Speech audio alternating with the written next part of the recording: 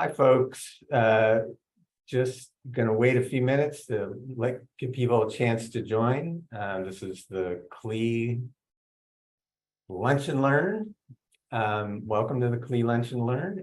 We're going to wait a few minutes, give people a chance to join, and we'll start up very shortly. Thank you.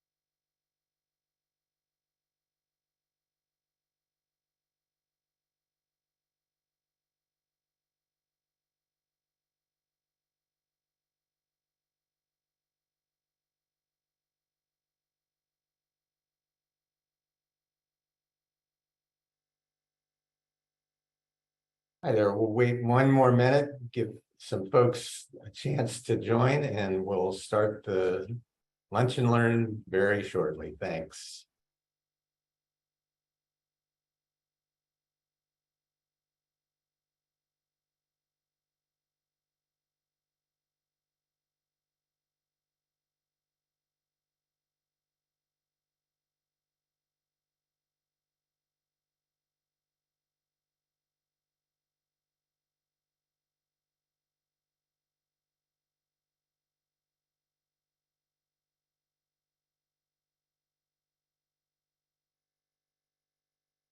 Okay, welcome to Lunch and Learn on one of my favorite topics, methane emissions and how we're going to deal with them in California and beyond.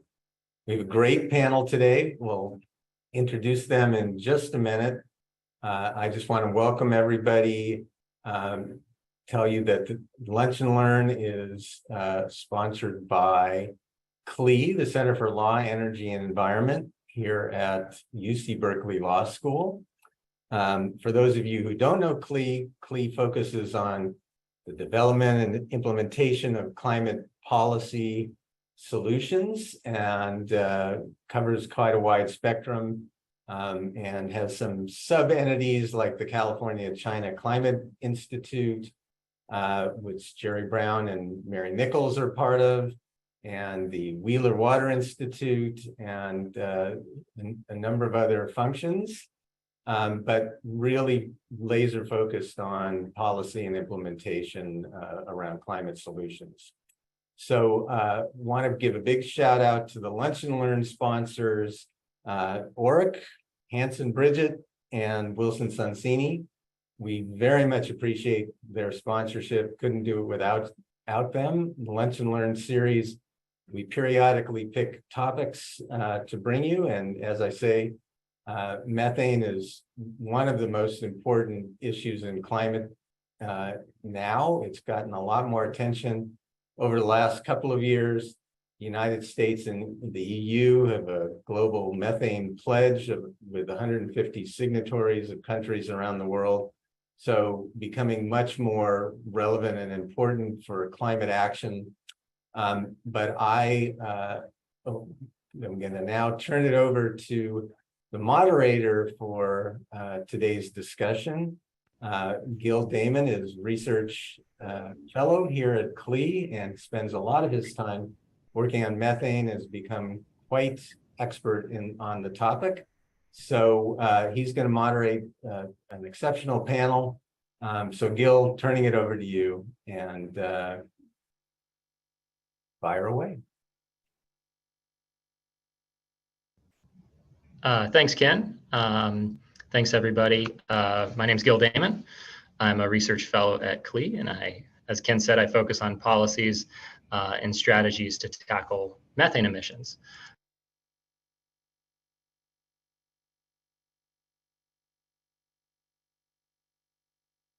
Gil, you've muted yourself.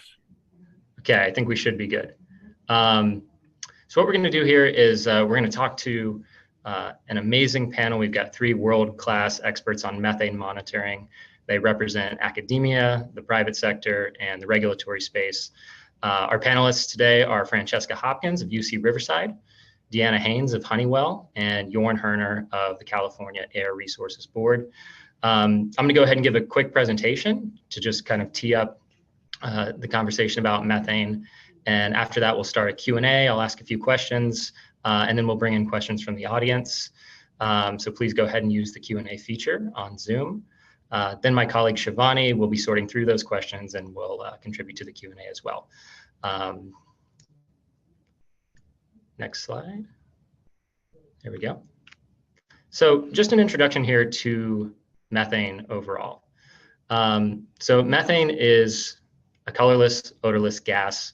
You can't see it, you can't smell it, and it forms when organic materials rot without access to air. It accounts for about 30% of our planet's warming. And the reason it matters so urgently is because our planet is headed towards catastrophic and irreversible climate tipping points. So one example is permafrost melt. Another example is sea ice loss. And effectively, cutting carbon emissions is hard, and we're not doing it fast enough. And so we need to find an emergency brake. That emergency brake can be methane. And the reason for that is methane is two things at once. It's powerful and it's temporary. So one molecule of methane traps 84 times more heat than a molecule of carbon dioxide. But rather than spending centuries in the atmosphere like carbon dioxide does, methane lasts for just about a decade. So what that means is we have a really powerful climate opportunity. If we can address methane emissions today, we can avoid about 1/3 of a degree of warming by 2050, which is an enormous amount. And by the way, most strategies to address methane come at no cost or at a profit.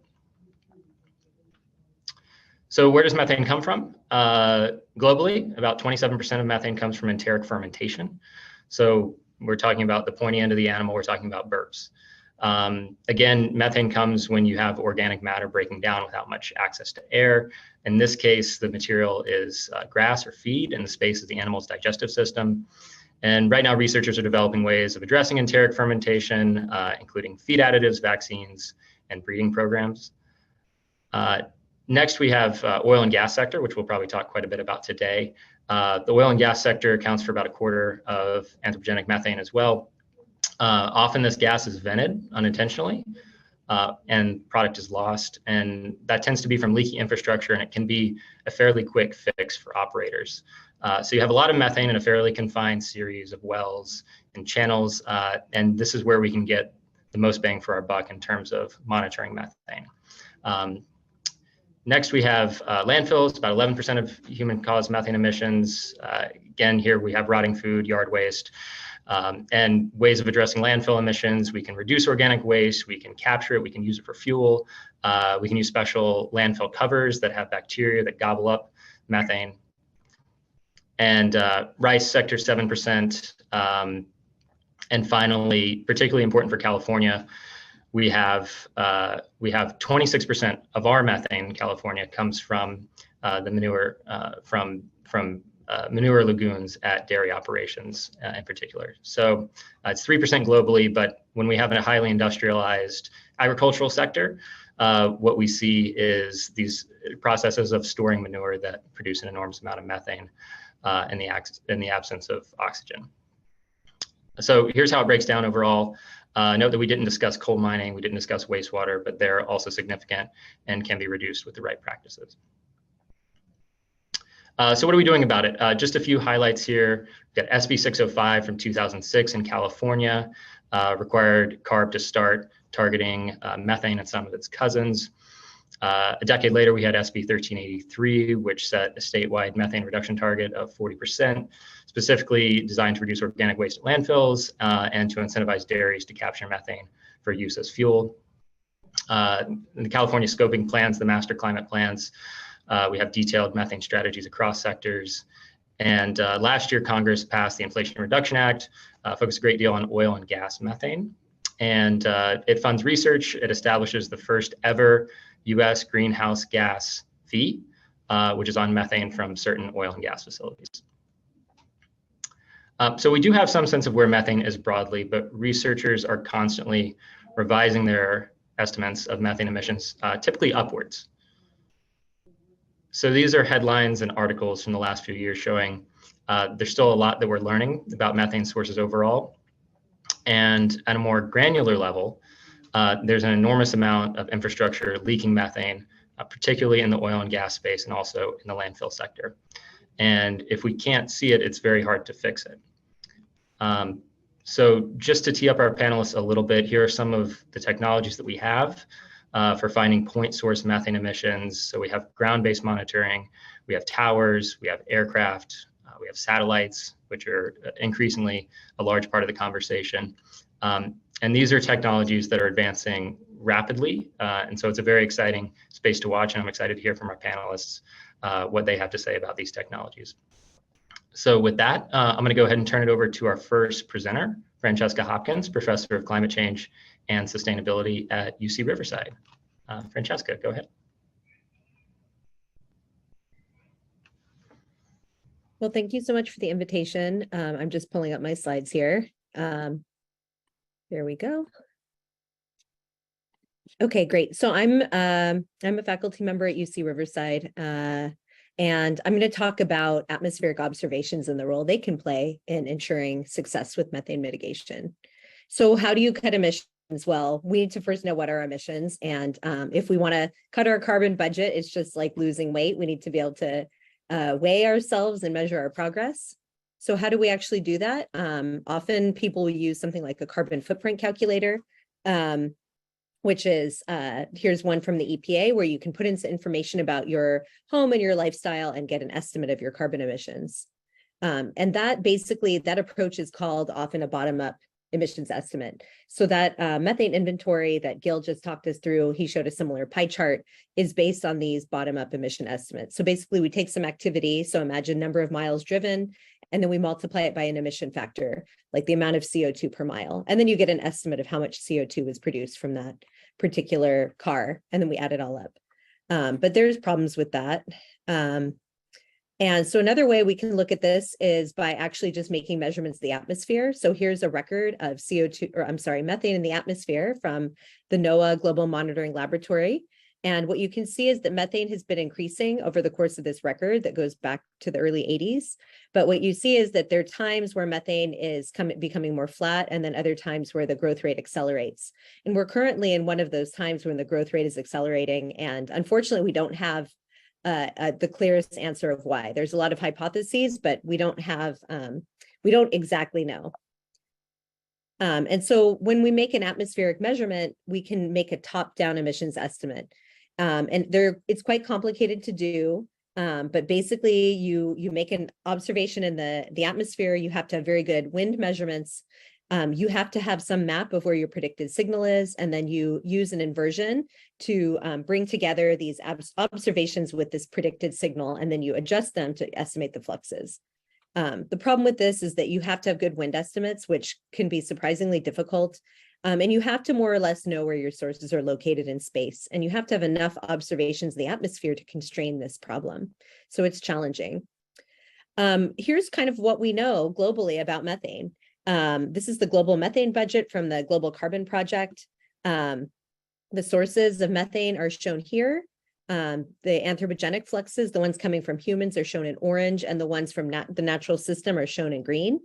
And then we have estimates both from this bottom-up inventory approach. So, again, doing a calculation. And then we also have estimates of emissions coming from this top-down view, or basically those observational constraints. And what you can see is that the total emissions from the bottom up and top down, they're different, but overlapping. The error bars are overlapping just barely. And so we still have a lot to learn about methane emissions in order to really get these top down and bottom up both closer together and ensure that we're making progress.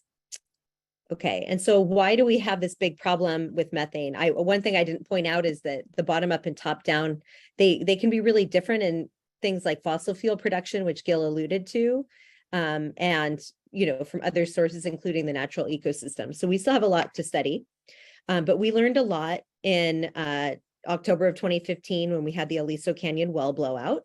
And I think one thing that was really amazing about this was this very powerful image from EDF, where they used a thermal camera to capture the plume coming from the explosion.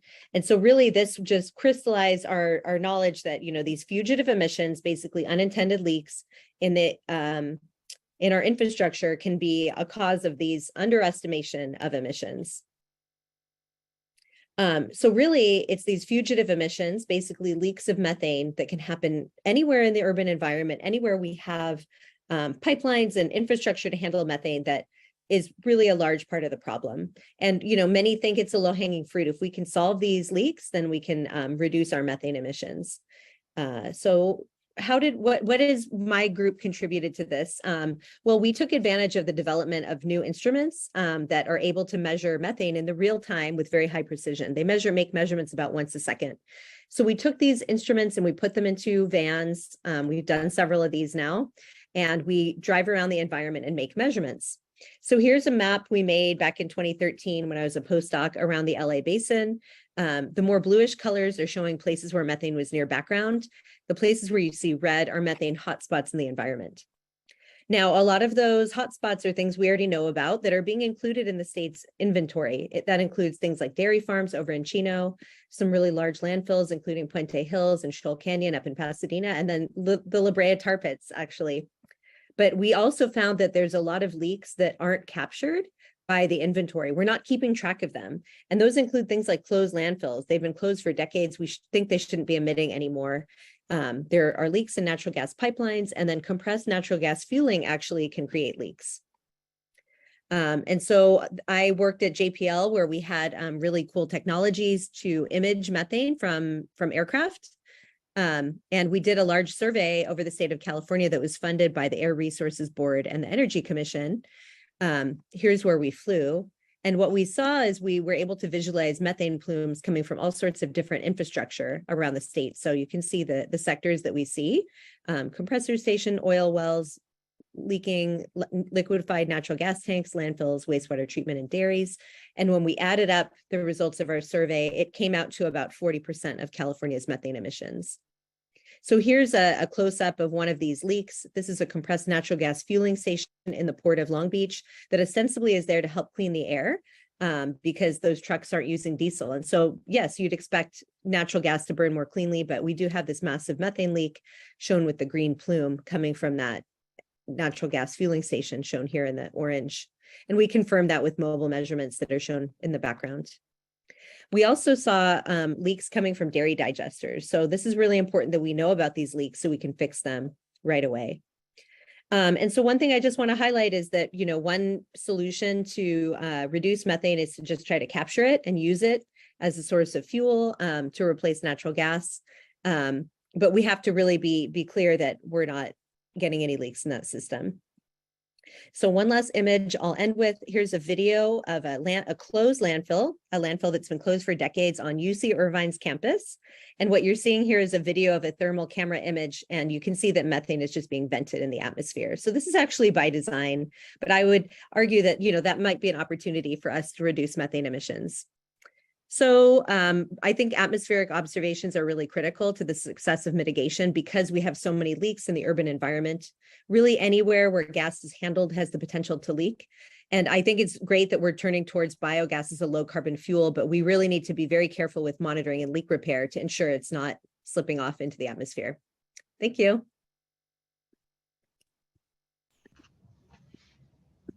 Great. Thank you, Francesca. And now we're going to go ahead and turn it over to Deanna Haines, the Senior Director at Honeywell. Deanna. Hi, everybody. My name is Deanna Haines. I'm actually formerly with Sempra Utilities. I ran their gas engineering department, and I worked with the California Public Utilities Commission and the California Air Resources Board on Senate Bill 1371, which is the natural gas leakage abatement bill, and how to basically mitigate methane emissions on the distribution sector before I was recruited by Honeywell to help them with their sustainability offerings mainly. Next slide. I'm just going to quickly go over Honeywell is positioning themselves as a kind of one-stop shop decarbonization partner for companies. We're going to talk specifically about some of our solutions around methane abatement, emission reductions in the baseline footprint studies and the proactive leak detection and remediation area. But fundamentally, Honeywell is a company that supports companies to reduce their energy efficiency, to improve their performance of their equipment. They have bread and butter systems in refineries, things like that, around process automation and controls. They also are now in the space of helping with the hydrogen transition and moving into green and blue hydrogen solutions. They have extensive carbon capture solutions, and they also have battery electric storage systems, as well as eco-refining to take biomass and to create biofuels. Next slide, please. This is one of my favorite quotes from IEA, and this is really true around this methane space, is that the lack of information about what's actually happening at the field level is, and the cost effectiveness to abate that is a key barrier to reducing methane emissions. Next slide, please. So Honeywell has some technologies around sensing. First of all, we have what Francesca talked about, these top-down methods to look at the emissions at a facility kind of wide level. And then we have these Internet of Things gas sensing, point sensing detectors that we just came out with last quarter. And together, those any of these sensing devices have to go into some type of analytic or software tool to help you contextualize that, help you alert on anything that could be happening at the site, and then we move that into a cloud-based system to help harmonize the data from the different disparate sources. Next slide, please. Here's an example of what we call our Signal Scout, our methane point sensor. This methane point sensor can help go right inside the facility. It's an inside facility detection device. Most methane sensors are on the fence line, they call them, and that's because they're not intrinsically safe. They can't be used in a kind of an explosive environment. Our sensors are able to basically be located and deployed right on top of the tank or right on top of the pneumatic rack, things like that, where the actual emissions could be happening. And of course, any types of continuous monitoring around this issue, you can detect you could start fingerprinting and trending the different types of signatures that methane emissions are coming from. You could tell the difference between, for example, a fugitive versus a process leak, which is really important for an operator to help to develop root cause analysis and understand where things are happening so that they can prevent their reoccurrence. Next slide, please. Here's an example of our Rebellion visual emission monitoring system. It's a hyperspectral camera system that can detect methane or actually a varied about 40 plus gases. It's based on the analytics of the spectrum of light that these gases emit. And these are two examples of kind of visually seeing it, similar to the thermal camera that EDF showed on the ELISA CAN event, but this is something where you could actually see the actual gas. You could tailor it and tune it to see the actual gas.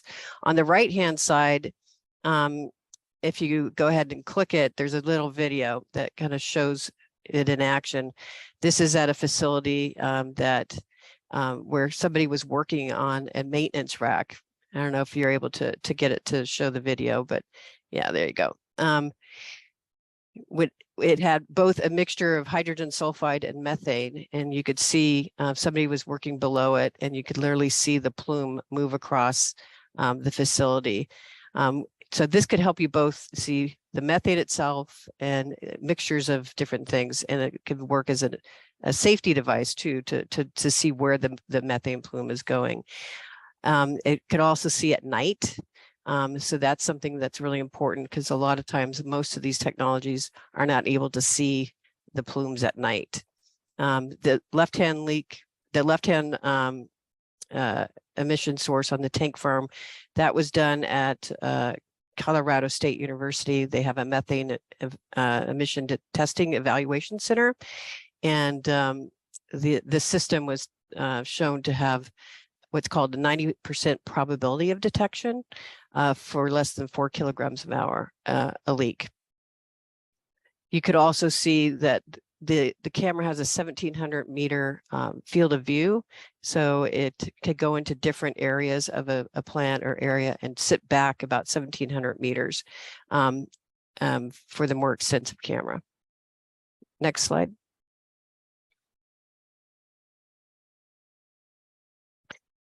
This is where you could see how these two systems can work together to help pinpoint and confirm.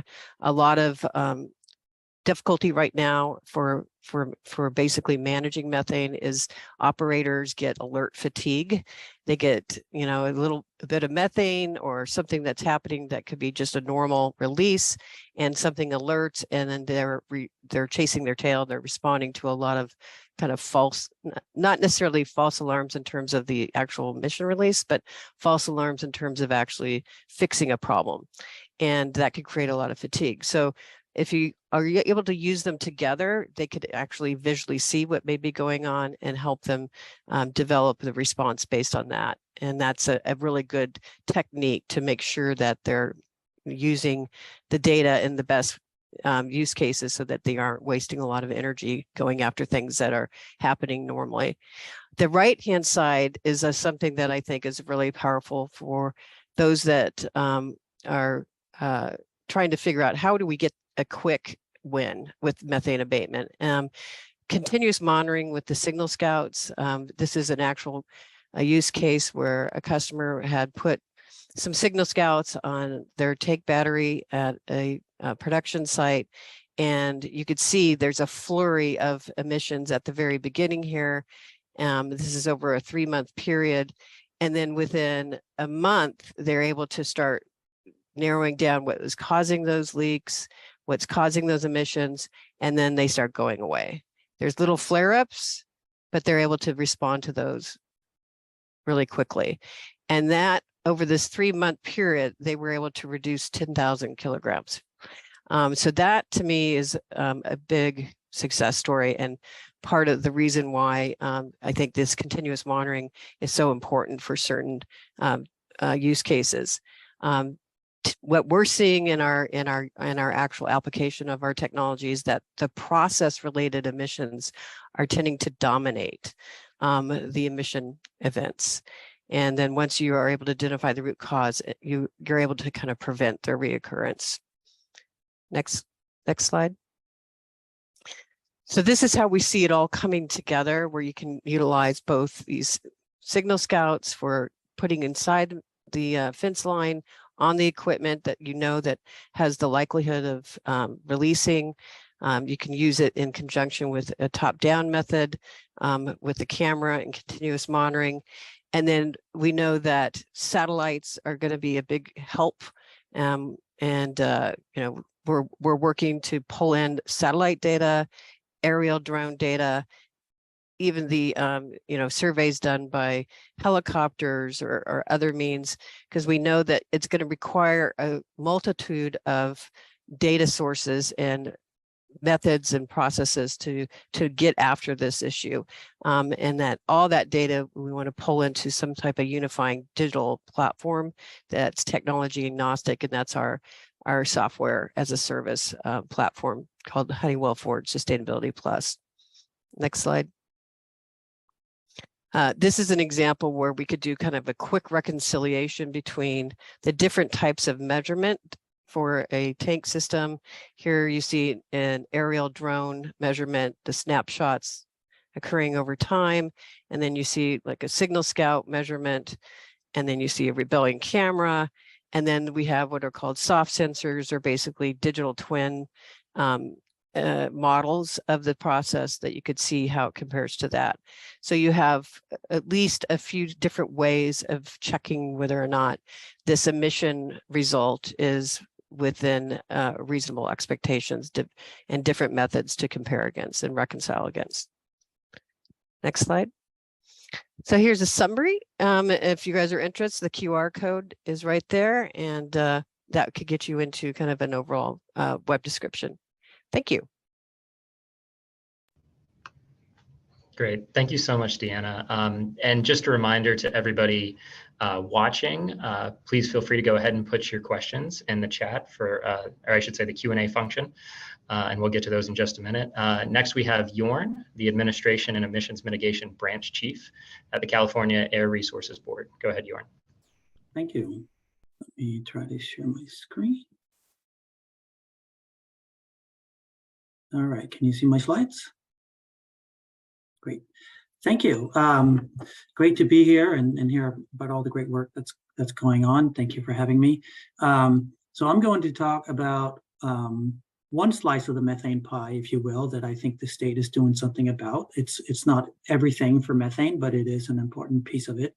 And specifically, that's in identifying these individual plumes of methane that we've been talking about and finding a way of fixing them. Some people call them super emitters, and they've been talked about in the literature and in the open press. Super emitter is an undefined term, so I tend not to use it. They're just individual plumes of methane. And I've included some examples here from overflights that Francesca also talked about. These are actually taken last month here in the state of California. And I want to mention in California, we already have regulations to mitigate methane in oil and gas and landfills, but most of these require quarterly inspections. And so with additional remote sensing infrastructure, you may be able to find plumes quicker and fix them quicker than you would under current conditions. And these plumes are all over the place in California. Airborne surveys have shown that again and again, and not just in California, but elsewhere in the country and actually internationally. These individual plumes of methane just seem to be rather ubiquitous and is a good place to start to get some additional mitigation beyond what we're already doing. So today I'm going to talk about decades worth of research that we've done at CARB to both identify the extent to which these plumes exist in California and what we're doing to try to mitigate them. Let's see if I can get to the next. All right, so about a decade ago, we started seeing in the literature that instrumentation had been developed that can actually see these individual plumes of methane, which is also what Francesca Hopkins described when she was at JPL. And that was very exciting. And specifically, they had very high resolution, less than 3 meters. And also, they could generate their data very, very quickly so that you didn't have to wait months to get results from your survey. You could get it probably the next day. So that was very intriguing. And so what we wanted to do was to have a survey of the state of California to see how often do these plumes actually express themselves in the California infrastructure. And that was done under a campaign called the California Methane Survey. CARB, the California Energy Commission, and NASA combined to contract with JPL to fly their AVERS NG instrument throughout California, covered more than 250,000 different facility and components that were that had methane in them. And you can see the areas that were covered in the colored map on the right-hand side. And really what the study showed was that these plumes are ubiquitous. They're found in all sectors and at all times. And the results of that was written up in a paper that was published in Nature. So plumes are out there. You see them all the time. If you are able to have one of these remote sensing instruments, you will definitely find plumes. But that was a research study to quantify the extent to which the plumes exist.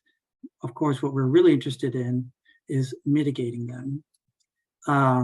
And what would a mitigation program look like? So here is what we've been testing out.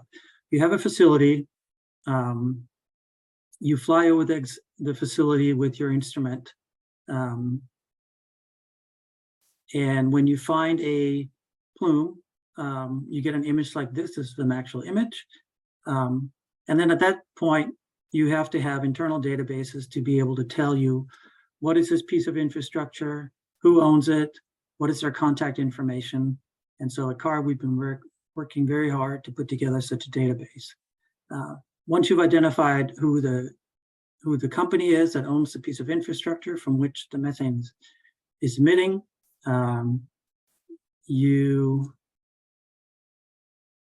my computer's not working right for some reason.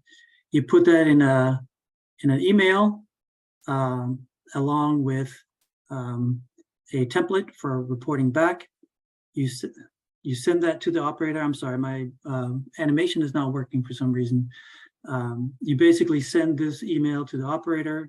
You ask them to inspect the specific location from which the plume was emanating, and then report back to you what they were able to do. Were they able to find it? Were they able to mitigate it?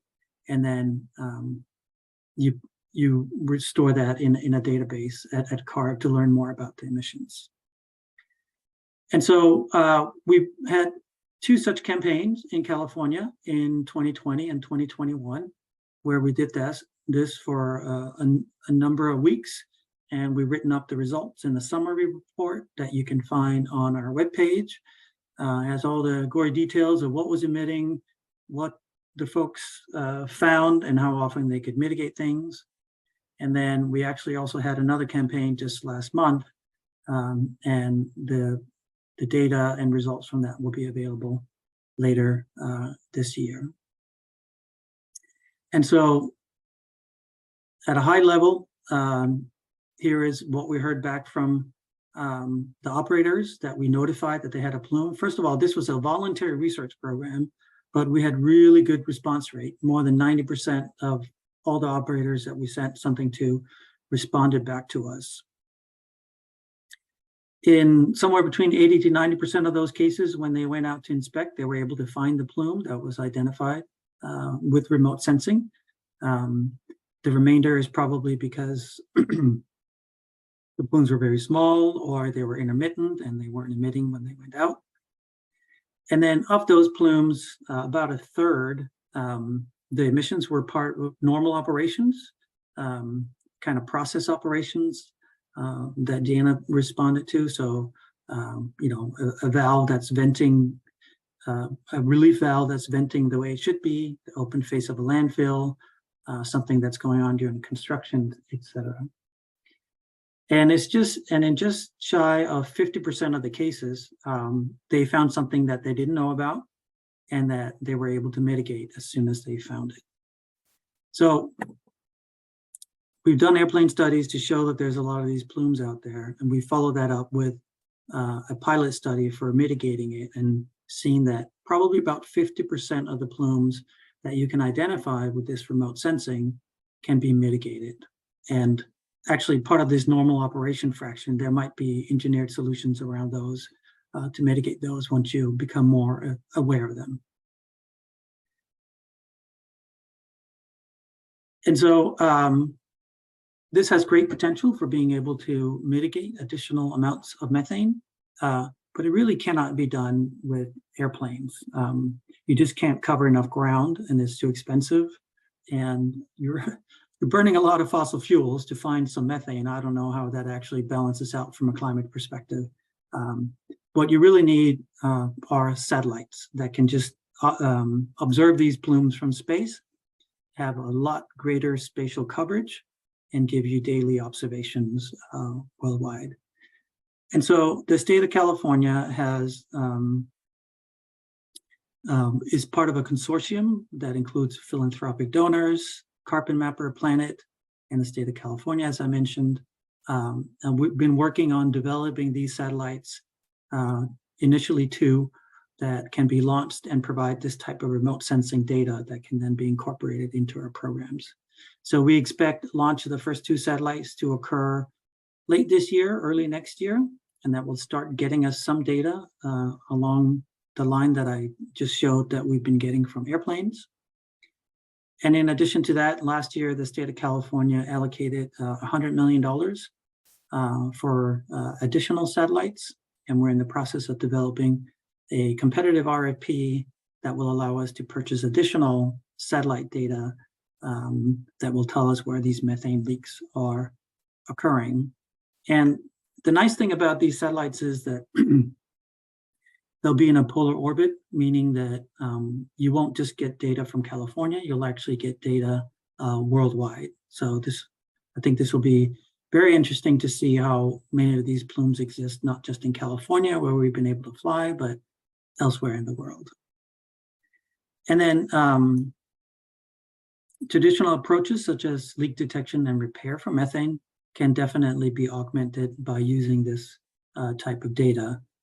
Last month, our board updated our oil and gas reg and included a requirement that if an operator in California is notified by us that we have found a plume using remote sensing, that they have to go out and inspect it and report back to us what they did about it and what it was. That's what I got. Thank you. Awesome. Thank you, Jorn. So we're going to go ahead and I'm going to ask one question and then we're going to move to the audience Q&A portion, and I'll hand it to Shivani for the first of those. You know, it seems like we're on the cusp of a methane data revolution. It seems like there's a lot happening, and I'd be curious to know, Francesca, first from you, you know, is that an accurate characterization, and what actually needs to happen? I mean, are we going to flip on the light switch and overnight we're going to know where all these plumes are and we're going to be able to go out and hunt them down? You know, what processes need to be in place to actually make that information useful? Yeah, thank you. That's a great question. I think you're right. There is a explosion of data, and we need to be able to harness it to stop these leaks.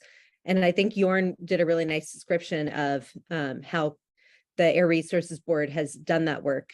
Of course, we need to do a lot more to make it global, but I think California has shown a really nice test case over the past decade when, you know, some of my team and I started developing maps so we can interpret those remote sensing products. And now it sounds like it's really operational to take that data and then right away be able to call up the operators and communicate with them, which is really what we need to do and scale that out to the rest of the world. Awesome. Yeah, thank you. Jorn, any comment on that? Yeah, I agree that there is going to be an explosion in knowledge about methane. I think of satellites and other monitoring equipment. There's kind of 2 things you can do with it. You can either quantify the total amount of methane, or you can get information that mitigates individual plumes, and they are different, but on both fronts, we're getting a lot more information from satellites and other remote sensing. And I want to echo what Francesca said. Even though you have the monitoring, there's a lot of work that needs to be done before you're able to go out and mitigate it. And it's taken us several years in California of really trying to get this done, to get to the point where we feel we have the system to where we can mitigate it. And that's going to be work that needs to be done elsewhere outside of California as well. And, you know, Deanna, how does this fit in with your on-the-ground sensors? I mean, is this something where we have, you know, a satellite or an airplane flies over, spots a plume, and then there's further investigation on the ground? How do you see kind of those technologies complementing each other? Yeah, when I was in my former position, it was really important to get the feedback from the surveys, and it really helped, you know, in a couple of situations to find some fairly big leaks, especially in the Chino area where there was getting masked. The odor was being masked because natural gas is odorized, you know, in the gas distribution system. So you normally catch it by odor. But in the Chino area, it was being masked by the other the other odors in that area.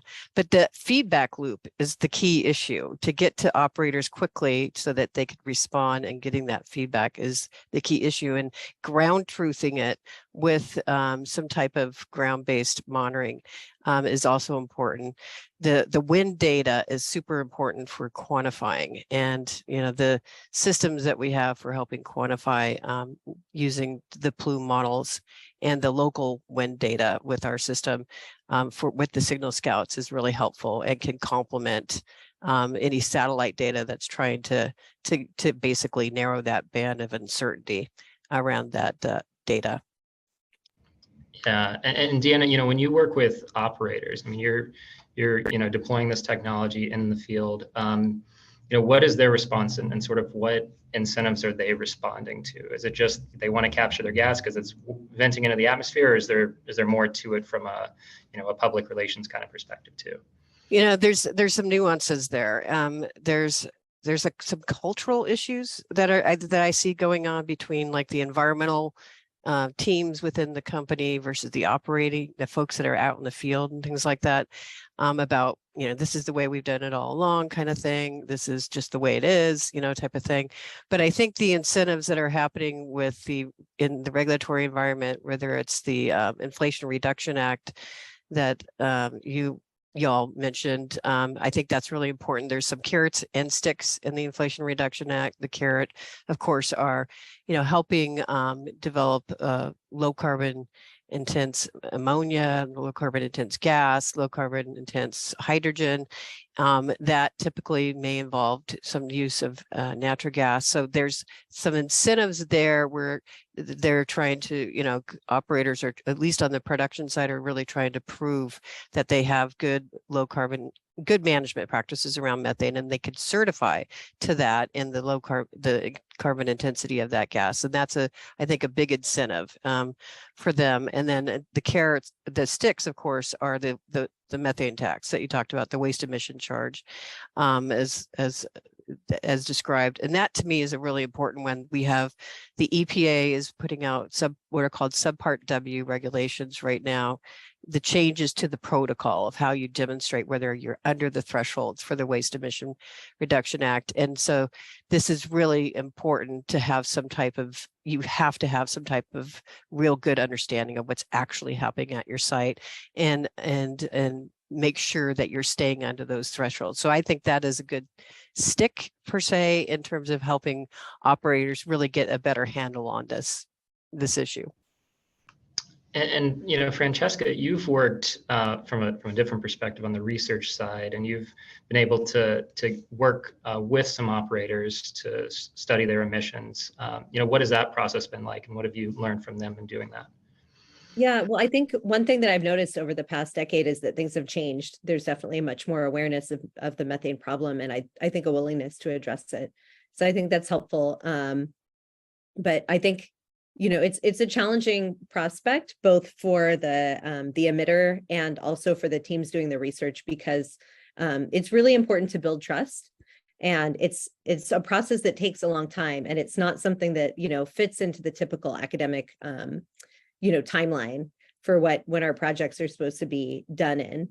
So I think that's an ongoing challenge that we'll have to continue to address. Cool. And I think I'm going to go ahead and hand it over to Shivani. Shivani's been monitoring the Q&A and is going to have some questions for you. By the way, Shivani is my colleague and a methane fellow here at CLE as well. Go ahead, Shivani. Hi, all. Thank you for your inputs. I'm just going to bring some audience questions to you. I think this one is best answered by Jorn. Janet Cox asks, does CURB have a plan for significantly increasing the abatement rate of known plumes? And then, probably of interest, are there penalties available for non-compliance or for not abating regular process leaks?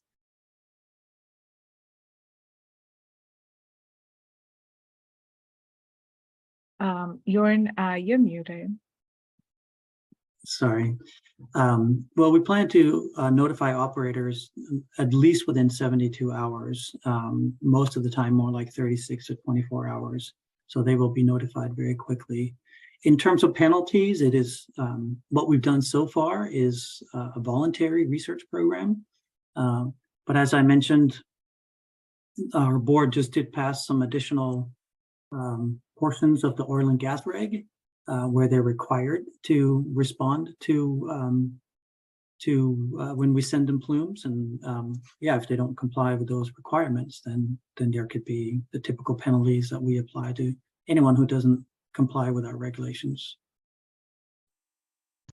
And it's an important point that eventually you're going to need regulations, I think. Otherwise, this isn't going to happen on a voluntary basis. You're going to need some policy and some regulations to be able to really utilize this data.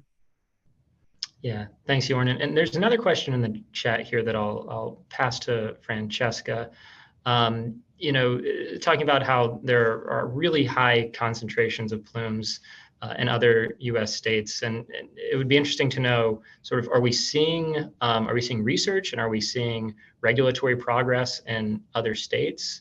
And then I think I'll ask Jorn, you know, as a follow-up to that, is there any collaboration between California and other states on that front? Go ahead, Francesca. Thanks, Gil. I think I have to say I'm very focused on California, so I don't know what other states are doing, but EPA is moving. They've had a lot of changes, especially since the Inflation Reduction Act, as I understand, and paying a lot more attention to methane. So I think we're moving in the right direction. Cool. I think that's all I can tell you. Yeah, Jorn, anything to add?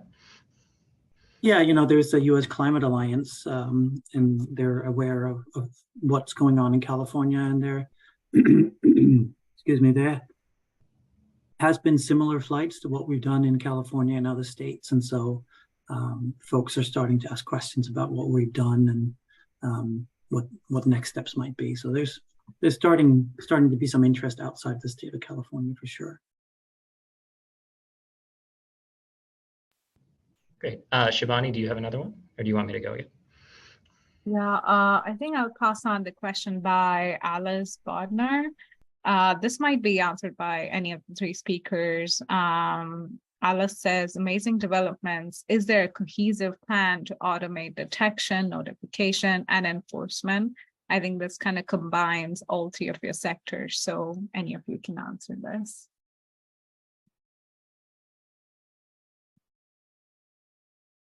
I guess I can go first. So we've been working very hard for the last couple of years to do some of that automation, you know, to be ready when remote sensing data come in, to create a process that is automated and quick for notifications to go out. And it's been a heavy lift, but that is what we're trying to do. Make sure that the right people know about these individual plumes when they occur. So that means the operator, that means the local air district, that means our enforcement folks, et cetera. And even others, if there's a big plume somewhere that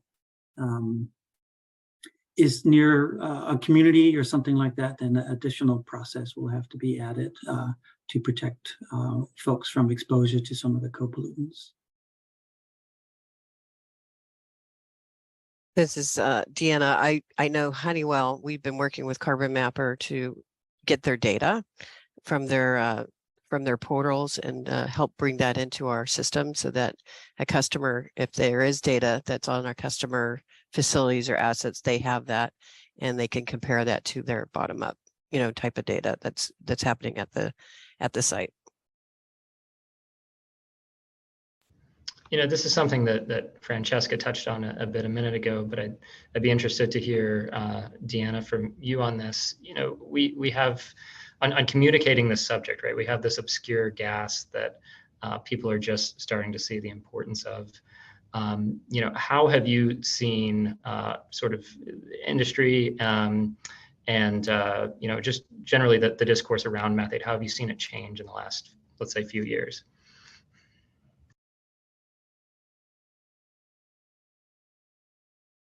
Well, I think that I think with the global methane pledge that we've seen, at least Honeywell has seen customers across the world, you know, start to take note around this issue and to really understand the importance of mitigating this as as a global warming pollutant. I think 5 years ago, it wasn't really on people's radar, and it was just part of the process. And now they're taking more note, especially here in the United States, where we've gotten increased scrutiny from the aerial surveys. Most of these operators are starting to see, okay, there's now the ability for external folks to basically see these emissions from afar. And I think that's is a wake-up call for a lot of these folks to start paying more attention, that they, we're out in the middle of nowhere before. And so it was not easily detected before. And now there's a light that's being shown on it. So I think that is happening. And then the overall sustainability wave amongst investors to some of these companies. The investors are starting to drive, with these companies, the need for more transparency and credibility around their emission inventories. So I think that's an important change that has created that increased awareness.